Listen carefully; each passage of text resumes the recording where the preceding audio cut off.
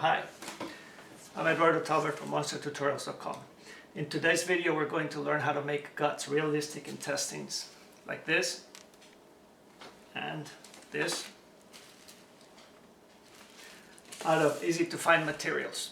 What I did is I made this one this last Halloween, and I had it strung between two skeleton dogs that were pulling at them as if they were fighting, and put a picture on my Instagram, and immediately got a lot of requests to learn how to make them.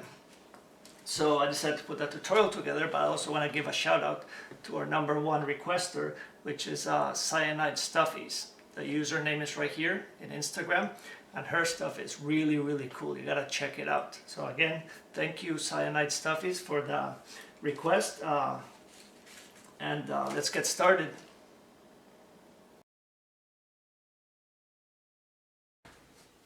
Okay, for this tutorial we're going to need some liquid latex, some polyfill or some sort of cotton or paper towels, disposable brushes. The latex will get into your good brushes and it's very hard to clean, so use something you can throw away. Some red yarn, some acrylic paints. I'm going to use some coffee grounds to make some blood clots, some talcum powder, and last but not least, a little container. This is like a Ziploc type Tupperware container.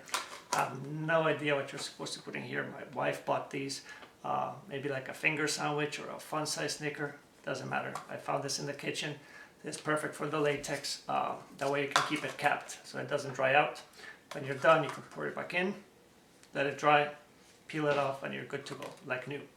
I won't be using this for food anyway. I'll probably hide it. Okay, the first step, I'm going to take a piece of yarn, as long as you want your intestines to be.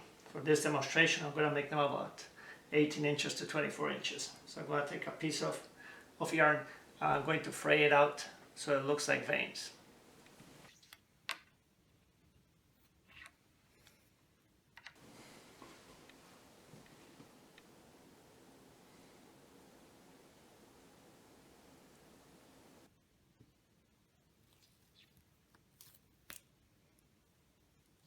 When you fray the yarn, make it look as uneven as you can so it looks like little veins and capillaries going all over the place. It doesn't have to be perfect, it just needs to be all frayed,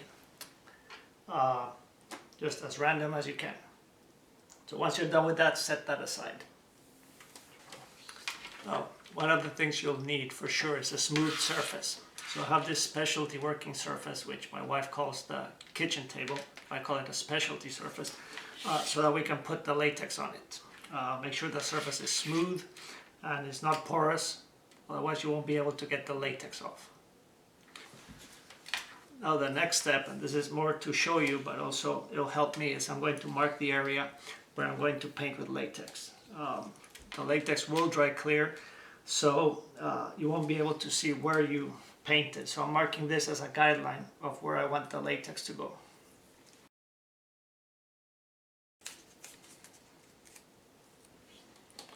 For this demonstration, I'm only going to make the intestines this long. You can make them as long as you want. Now for width, I'm going to do about 4 or 5 inches, since that will wrap to about the size of this tube. It's about the right size for a human intestine. If you want to do like animal guts, maybe you're doing like a rabbit, guts are coming out, or something like that, just use a narrower strip of latex.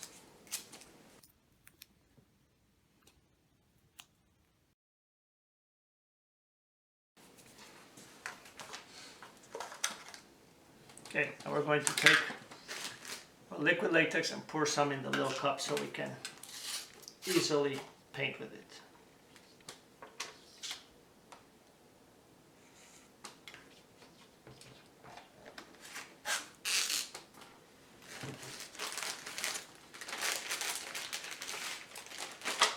And again, I'm going to use a disposable brush.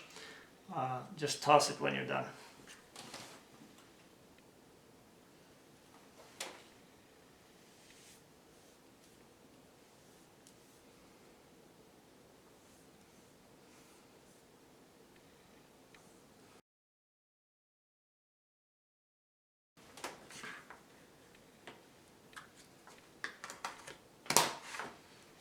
Okay, there's our first layer. I'm going to carefully lay the yarn on top of it, and we're going to let this layer dry.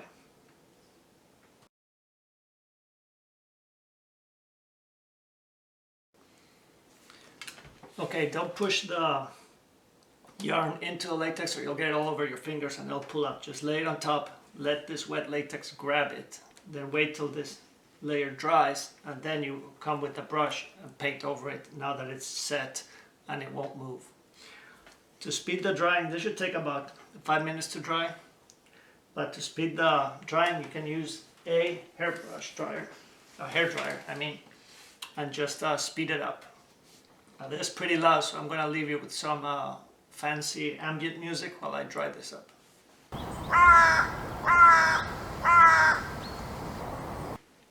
That took about a minute to dry. That was pretty quick. Now you can arrange this again now that it's set. As you can see, it's not going anywhere. You can arrange it a little bit differently if you want to. So this is a little thick here. You can just spread it out, remove pieces, or what you want. And now we're going to do another layer on top of this one. Get the yarn to lay the way that you want it to go. Now this step is a pain in the butt, so you can skip this step. I just think it's cool when it looks like there are some veins or arteries under the guts, on the inside.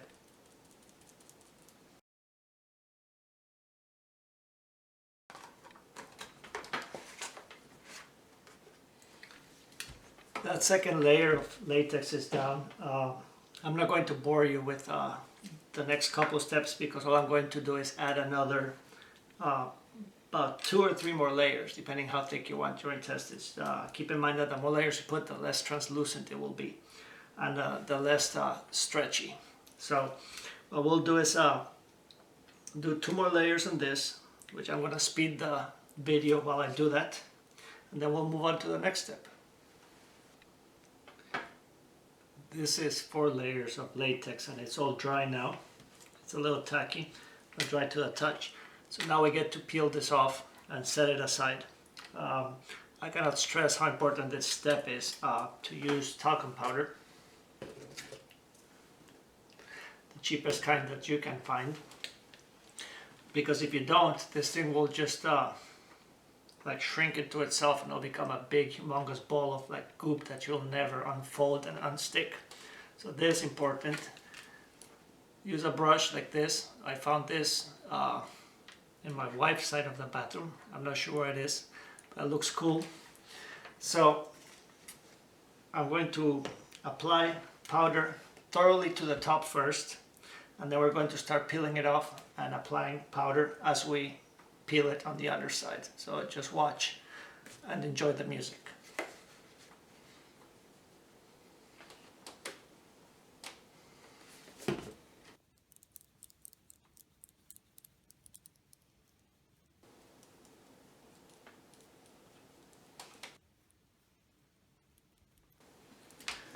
If you do this correctly, this shouldn't be sticky at all, and it's not. It's not sticky anymore. So this side is, we're in good shape. So we're going to start peeling this off.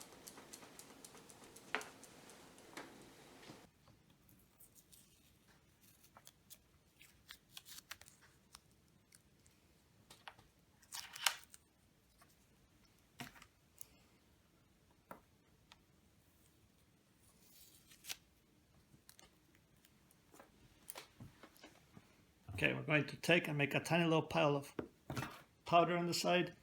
We're going to lift and we're going to powder the bottom. We're going to keep lifting and powdering.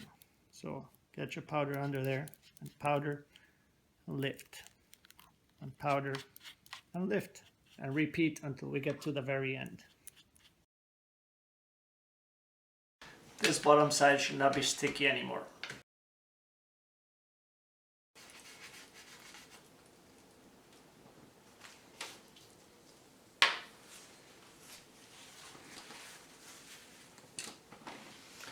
Okay, so there you have it. I've peeled this latex off, and as you can see, it has the veins that we created on it. It's not sticky anymore. It's going to be the skin of our guts. So we're going to set that aside and move on to the next step, which is the filling that goes inside of this skin right here.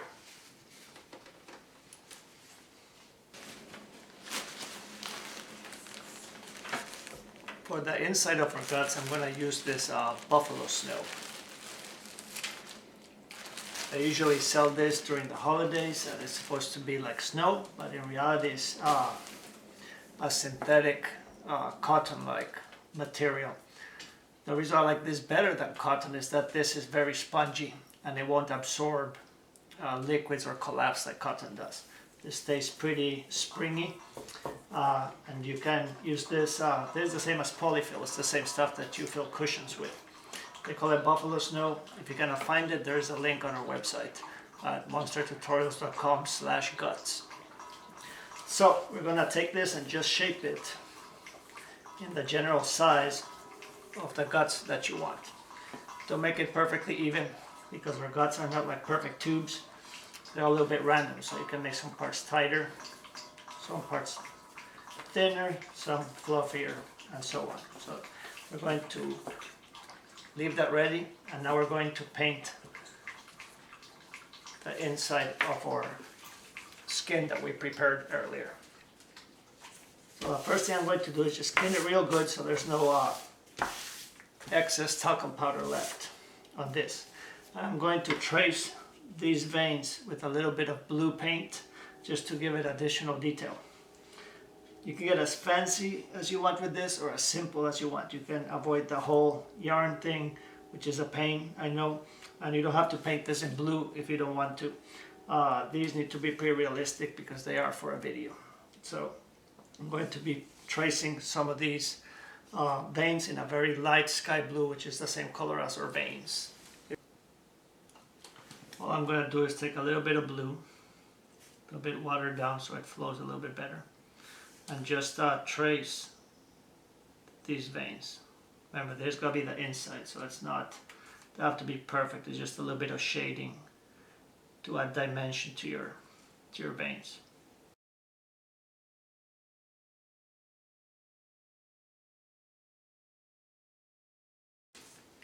There you have it. These are the veins painted blue. You'll see the outline of them once we flip it over. We're going to let this dry, and we're going to paint the inside with our gut colored pinks.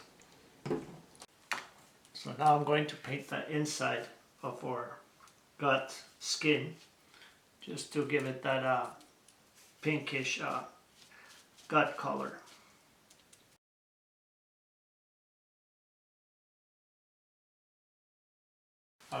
To make it even more gory, we're going to use coffee grounds.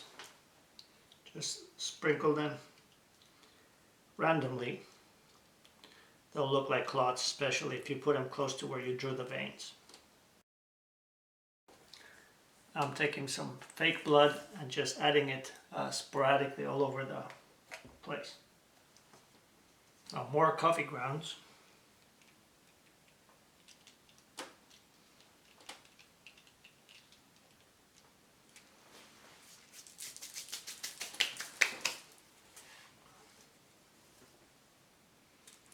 That's starting to look pretty nasty there. Okay, the next step is rolling this like a burrito. So you're just going to lay your fill in there. We're going to carefully wrap it so that it's nice and tight over the polyfill. And then just leave a little flap. What we're going to do is just use the latex. The latex will stick to the latex. So take a little bit of latex, use your brush or your finger, it doesn't matter, just a tiny little drop. Put it along the seam, and you're going to close the seam, squeeze it. It only takes about 10 seconds of squeezing to seal the edge. As you can see, this edge is sealed right here. We'll continue to do it over here.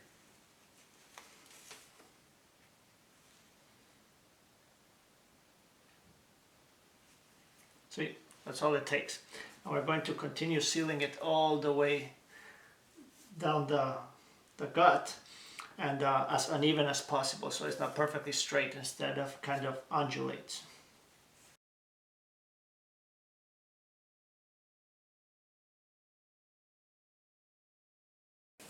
Once you have it all sealed, make sure to crimp it in different areas just to give it a very uneven appearance.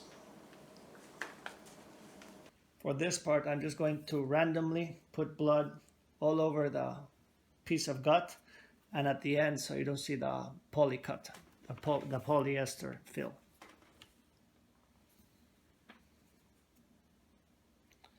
That way it looks like it was just ripped out of somebody's stomach. Are your basic guts.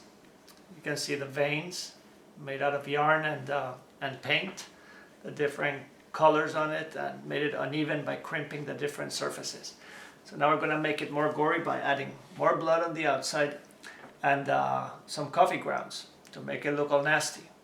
If you need blood that doesn't dry, use something like this, right? But you might get it on your clothes, get stained.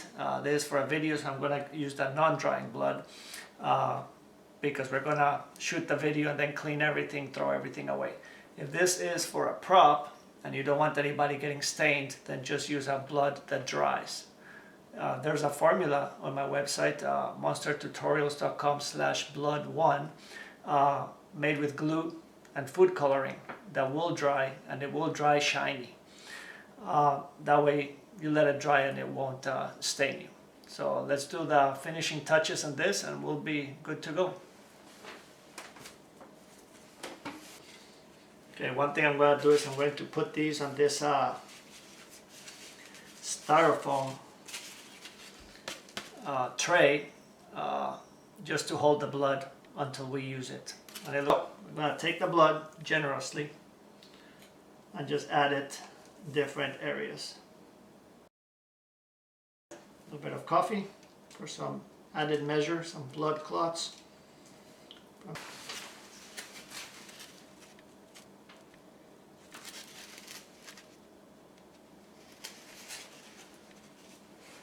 Pretty easy, wasn't it? Got your nice guts going. I made 2 sets. Like I said, these are for a video, but I want to hear from you in the comments below what you're going to use them for. As always, if you think this is useful and cool video, just give it a thumbs up. It's really easy. I think it's in the corner over here or down there, who knows. And also don't forget to subscribe if you haven't already. That way if you have a mobile phone, it'll light up and let you know every time I upload a video with a new tutorial. So until next time, I'm Eduardo Talbert for monstertutorials.com. See ya.